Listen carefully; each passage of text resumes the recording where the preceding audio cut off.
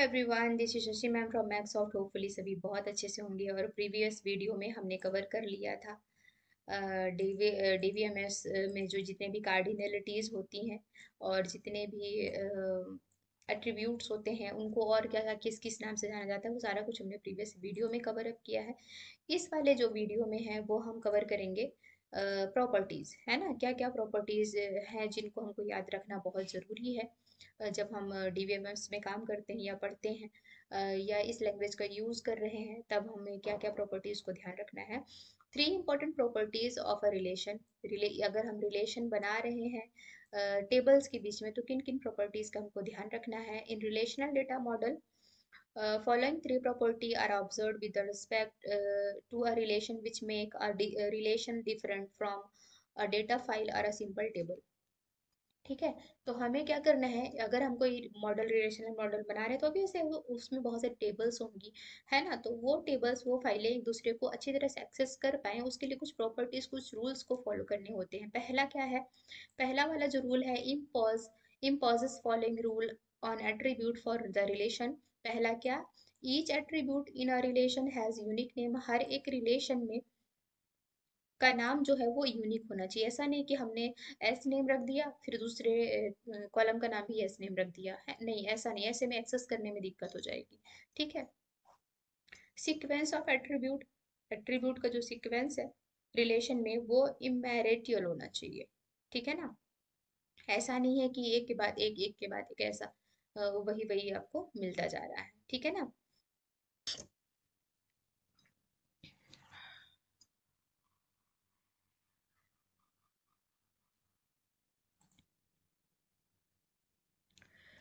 ठीक है। तो sequence of attribute in relation is इमैटेरियल होना चाहिए। इसका मतलब इमैटेरियल का मतलब ये होना चाहिए नहीं कि बस आप बनाते जाओ बनाते जाओ बनाते जाओ, उसका कोई मीन्स नहीं निकल रहा है ना।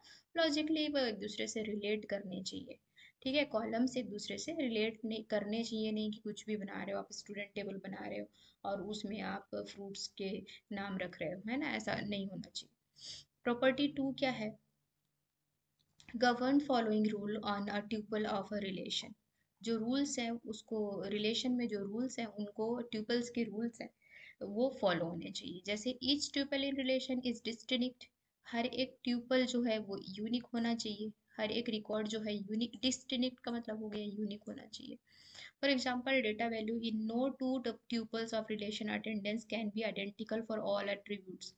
आइडेंटिकल या जुड़वा या एक जैसी नहीं होनी चाहिए वो डेटा, वो रिकॉर्ड्स। ठीक है। नहीं तो फिर वो डुप्लीकेसी हो जाएगी, ठीक है ना, रिडंडेंसी हो जाएगी, जो हम प्रीवियस पढ़ चुके हैं। Thus each tuple of a relation must be uniquely identify by its content.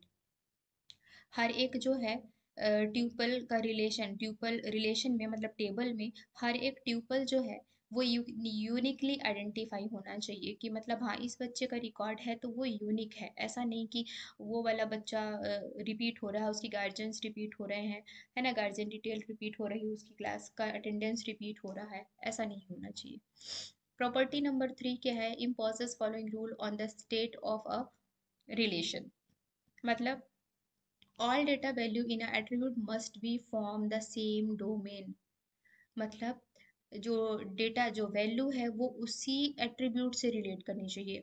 For example, मैंने दिया एस नेम, स्टूडेंट नेम, तो उसमें स्टूडेंट का ही नेम होना चाहिए। ऐसा नहीं है कि हमने उसमें गार्जियंस का नेम रख दिया, या फिर हम उसमें दे रहे हैं स्टूडेंट नेम और उसमें हम फिर दे रहे हैं क्लास नेम, कुछ ऐसा दे रहे हैं, तो ऐसा नहीं होना चाहिए। मस्ट भी वो रिलेट करना चाहिए कि जो रिलेशन, जो कॉलम का नाम है, जो एट्रीब्यूट का नाम है, उससे रिलेट करती हुई ही वैल्यू होनी चाहिए।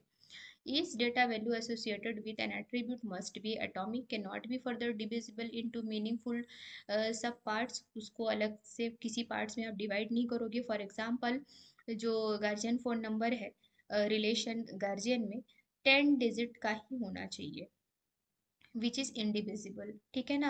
मतलब 10 डिजिट का तो 10 डिजिट का ही है। ऐसा नहीं कि आपने 5 कर दिया या आपने 12 कर दिया, जितना मना है उतना कर दिया, या फिर आपने 10 से कम रख दिया, है ना। ऐसा नहीं, 10 मतलब 10 होना चाहिए वो। ठीक है। और वो किसी और चीज़ से डिविजिबल नहीं होना चाहिए। No attribute can have many data value in one tuple, है ना।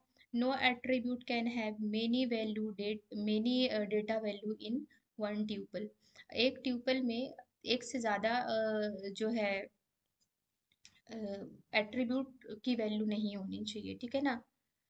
मतलब एक ही एट्रीब्यूट का मतलब ये है कि जैसे मैंने स्टूडेंट नेम दिया ना, तो दो स्टूडेंट का एक साथ आप नाम नहीं दे सकते, एक बार में एक ही स्टूडेंट का नाम दीजिए, है ना। नहीं तो फिर वो तो रिकॉर्ड गलत हो गया। तो एट्रीब्यूट नेम हो गया, नेम के अंदर कोई वैल्यू है, यानी कोई डोमेन है, तो वो डोमेन तो एक बार ही आना चाहिए, बार बार नहीं आना चाहिए ट्यूपल्स के अंदर। ट्यूपल मतलब हो गया रिकॉर्ड। जैसे अगर मैंने मोहन का रिकॉर्ड चाहिए, तो मोहन का जो अटेंडेंस हो गया, मोहन का जो रोल नंबर हो गया, मोहन का जो क्लास नेम हो गया, मोहन के गार्जियंस हो गए, उनकी आईडी होगी, है ना। तो ये तो यूनिक होगा ना।